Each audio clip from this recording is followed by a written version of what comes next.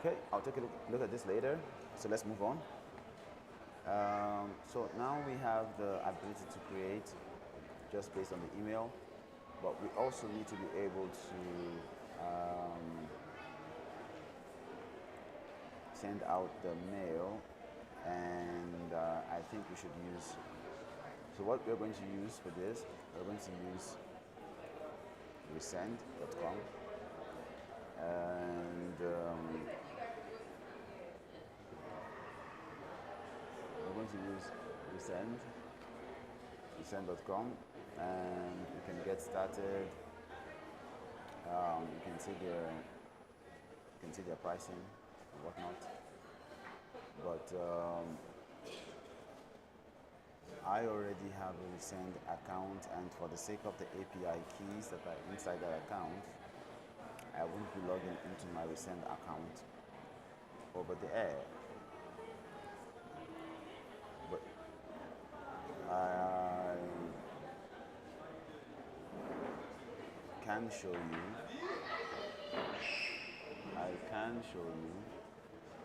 what the account looks like. Okay, and we're going to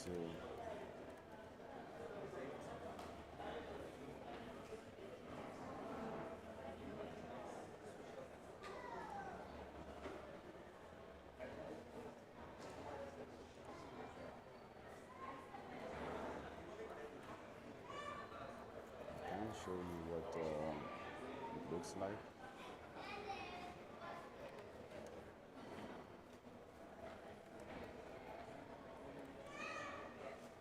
So give me a minute whilst I log into Resend, and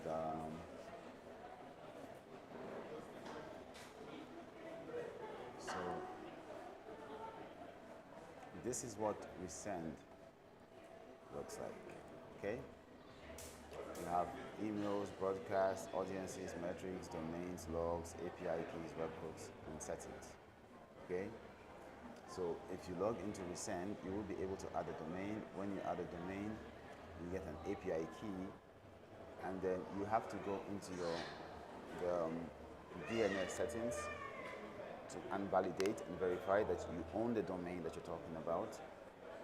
Once you've validated and you've put the necessary things, you will be able to use their SDKs to send emails. And when someone signs up and when someone registers, then you can send an email to the registered party, and they can usually you would want your email to be this kind of funny, particularly if it has a link. Moving forward, I am going to close this page, and we're going to move forward to send out the email. Well, let's now taking a look at the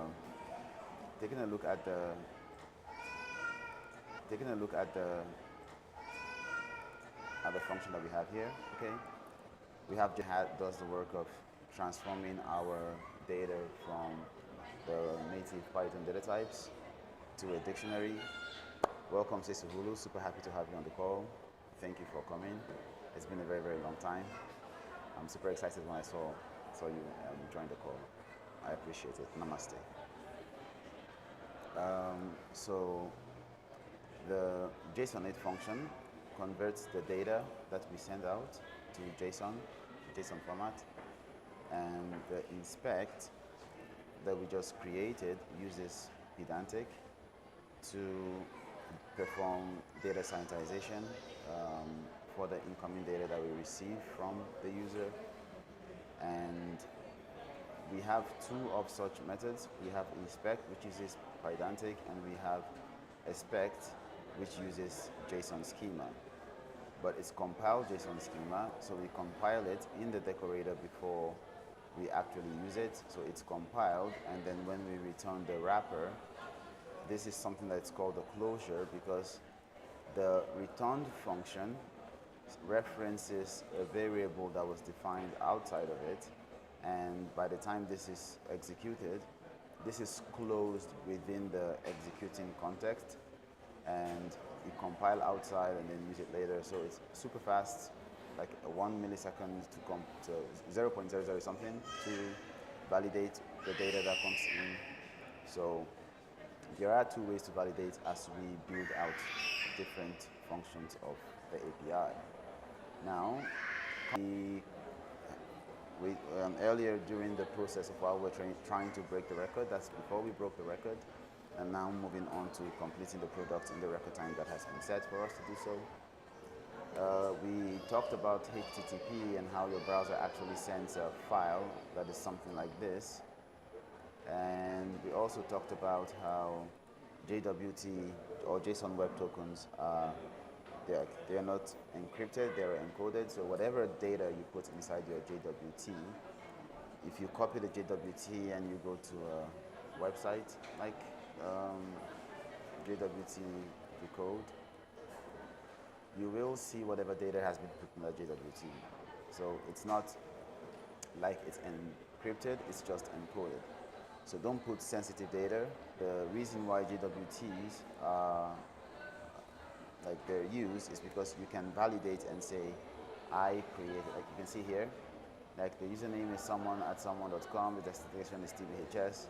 So whatever data you put, like you can go to any website, you can even decode it on your own on your computer and decode it. So don't put sensitive information in JWTs, you just use them for identification. So we put the token here and then we send but we're not using Postman, we're using the same primitives that your browser would use. We're forming the HTTP request by hand. It's super quick because we can just go all through. So here we have a couple of the things that have been implemented, and we're also talking about something called hypermedia as the engine of application state. Okay? And we said we wanted to use this so that we have a fully, like there is no capability that the system can perform that is not captured by an API. And in simple speak, it means that when you visit a resource or a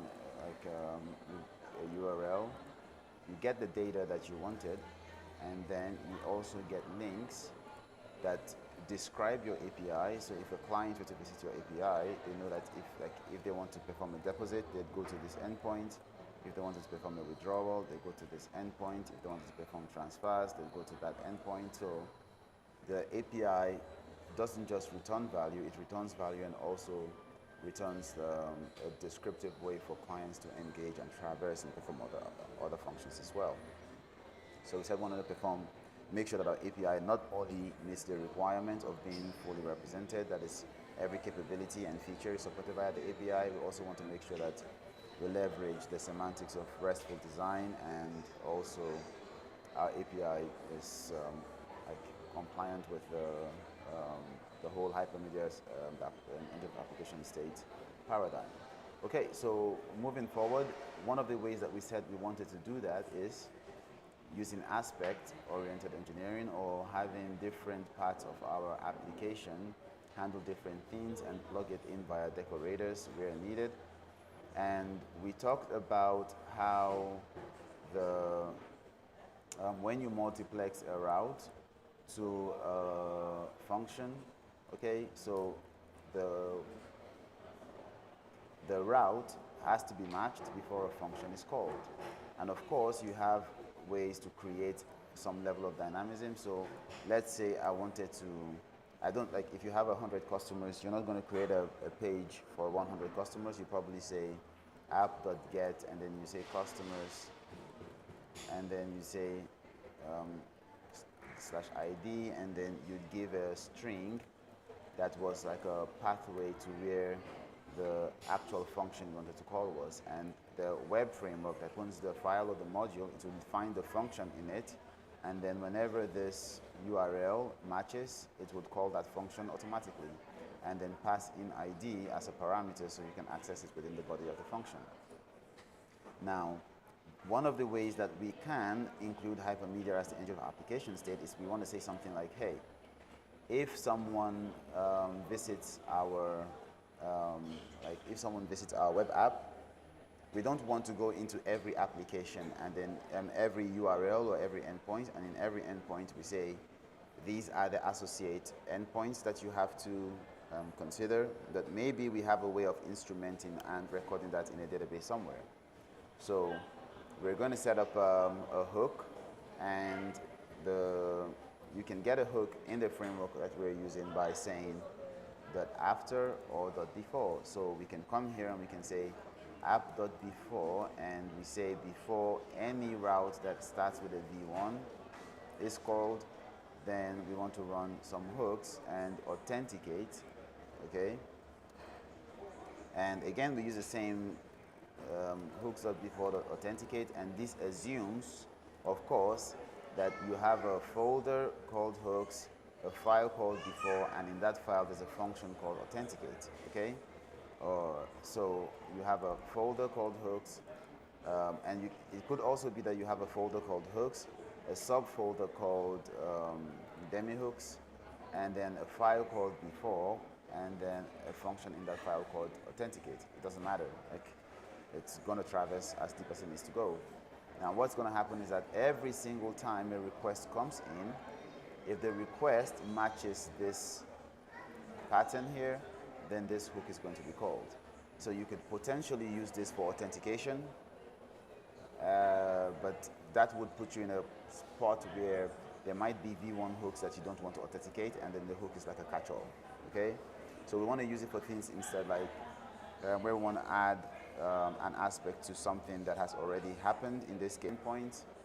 We want to run this hypermedia as engine of application state function, and in that place, depending on the route that was visited and the way that we instrument to add data around what other resources go with other resources. So let's explain it in a non-technical way. You could have an application that you build, a mobile application, and as users log in, you learn from your users. And as you learn from your users, you want to take those learnings and enhance the application. So you notice that you built a mobile app, a banking app, and then when users log in, the first thing they do is they go to their beneficiaries list, or they check their bank account, or the minute they send money, they go and check like something else, and then you see that this action happens over and over and over and over again. You could take the links that you want to be associated to the action of checking the account balance and adding it to the payload that you send to the mobile app when the user checks their account balance. You could say you could also do this, or you could also do that. And this is particularly useful for companies that have e-commerce stores. Okay, so we have a lot of code to write. We have a lot of things to cover. Let's take a look at some of the things that have not been implemented, and let's see if we can implement them. We're using a very simple database structure. We're using a relational database. In this case, we're using Postgres. We have a table called skills, and if we take a look at the HTTP file that we created, we say we want to get skills, okay? And then when we do that, we get like this array of skills. We have like 1000 is Python, 1001 is Java, 1003 is Zoo. Like, this is a stupid skill we created just for the purpose of testing the deletion endpoint.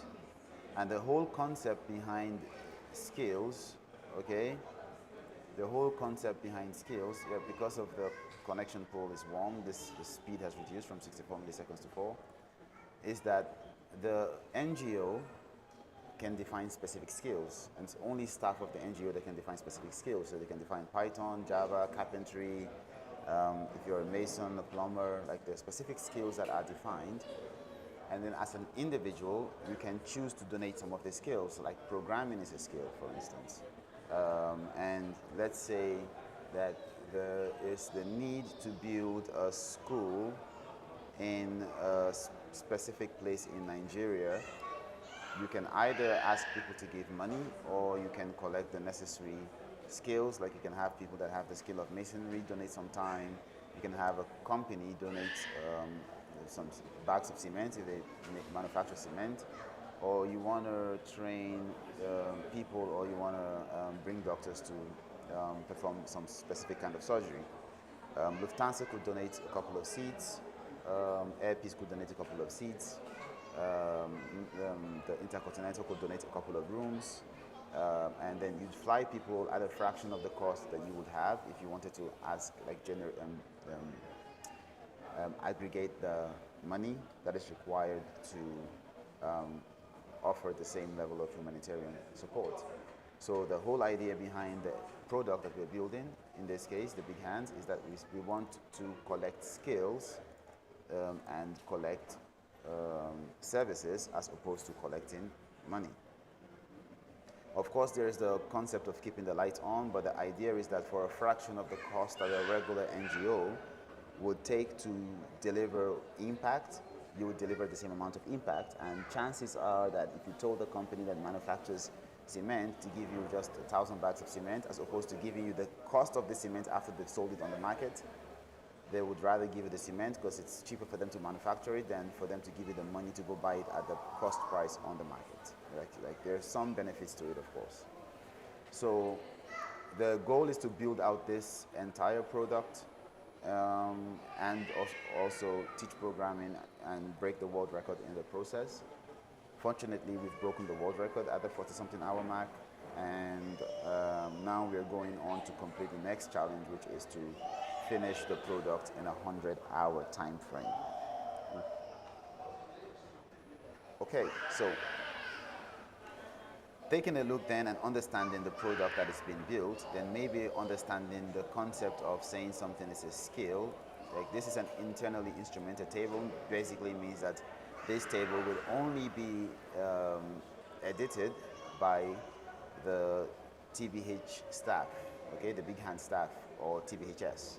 Something that when we took a look at the, let's see, the JWT, we had, I don't know if it's still here, yes. We had designation TBHS, which basically is the way that we did the authorization scheme. Okay, so if you take a look here, let's open companies, and no, let's go back to skills, and let's take a look at create one. So private is authentication, protected is authorization. We use very simple role-based authorizable to do something. You eventually get to the body of the function, and only people that have the designation of TBHS can use the API to deal with this. And offerings are the alternative for skills, but this is more from the perspective of a company.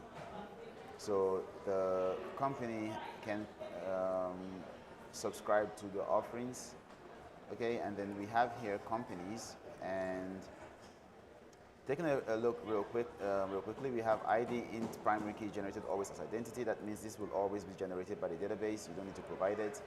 The name is unique because we don't want to have two people, like you don't have two skills that are called Python or two skills that are called Java programming. The description is text and it's optional. And the offerings is the same thing, and by the database offers provides an offering.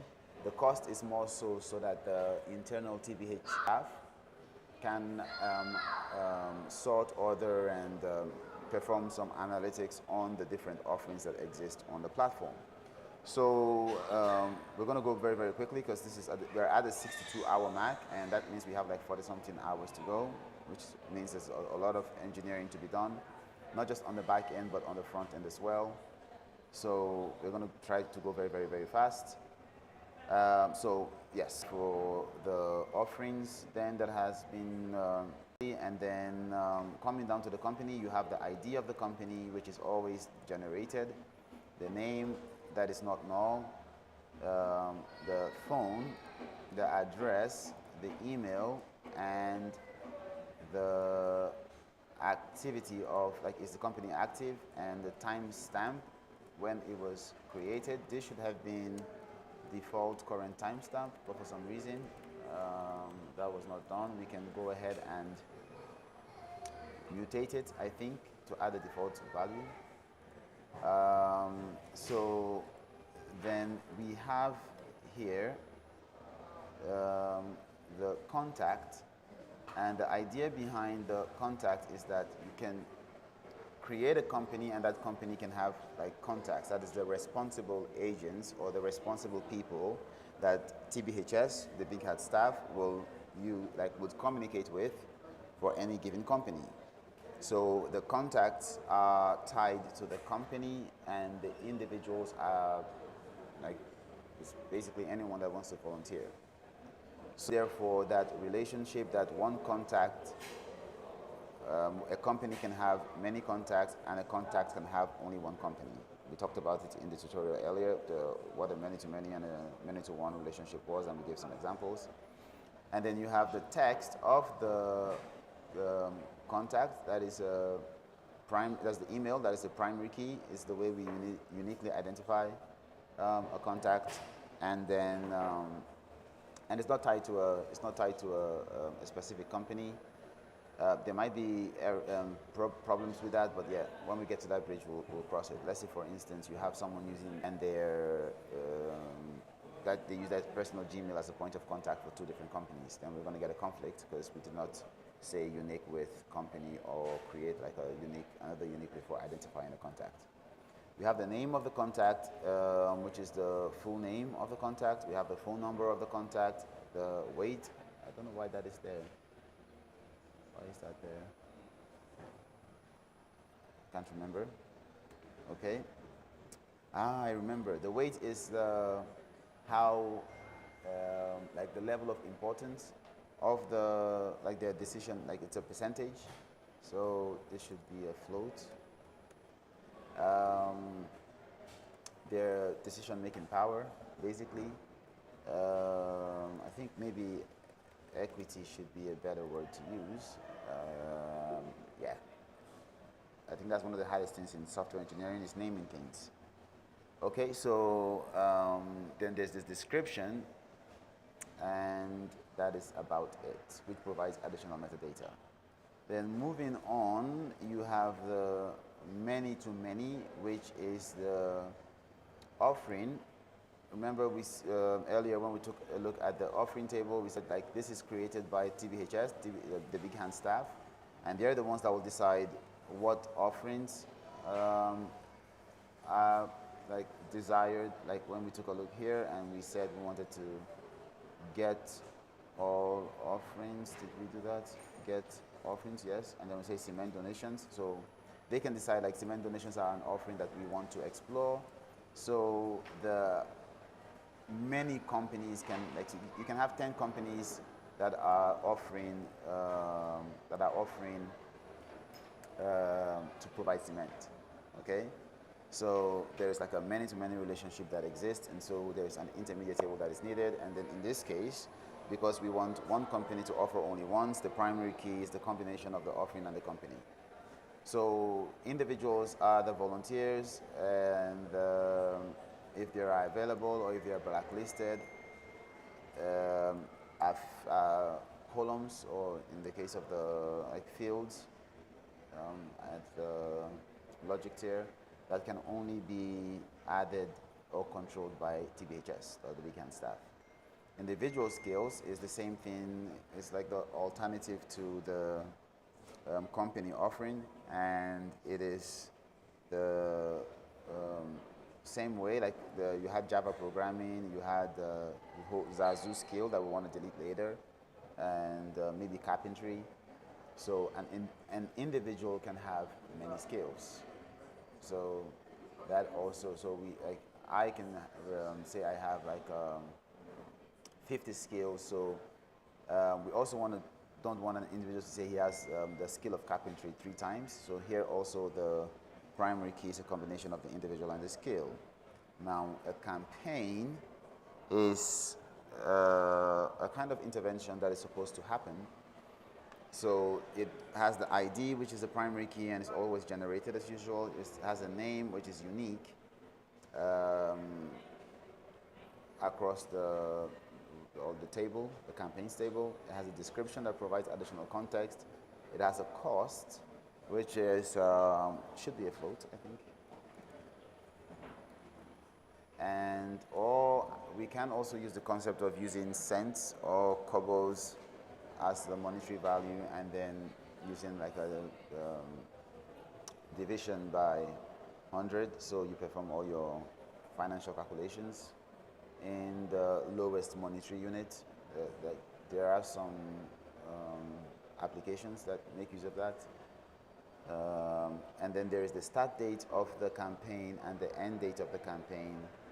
And then there is the score of the campaign that has to do with more so how did it perform? What was the performance of the campaign? So then there is the campaign location, which has to do with where is a campaign supposed to be active? Where is a campaign supposed to be active? And then you have the locations table, which is basically also instrumented by TBHS, in that they're the only ones that can create locations.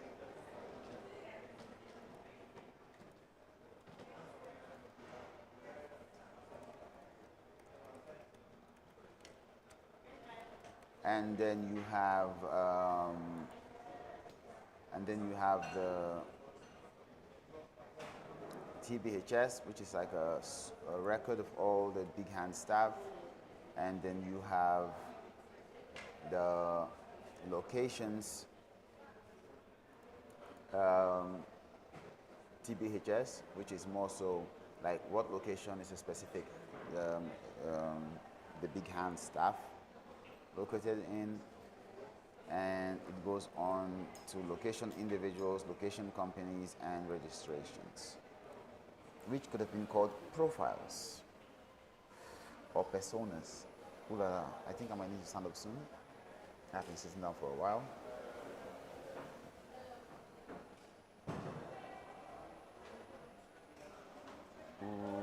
Okay.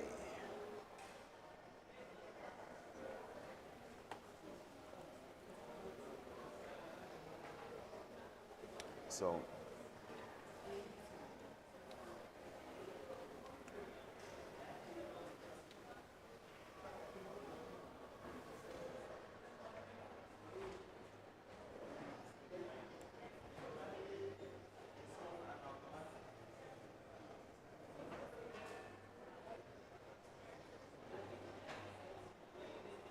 okay. Ooh la la. Oh, I have to stand up for a bit. Okay, so now that we have some context of the database tables, just 120 lines, not a lot, counting empty lines, it shouldn't even be that much. Let us go back to making sure that there is an API that performs every possible action that can be performed for a given record. So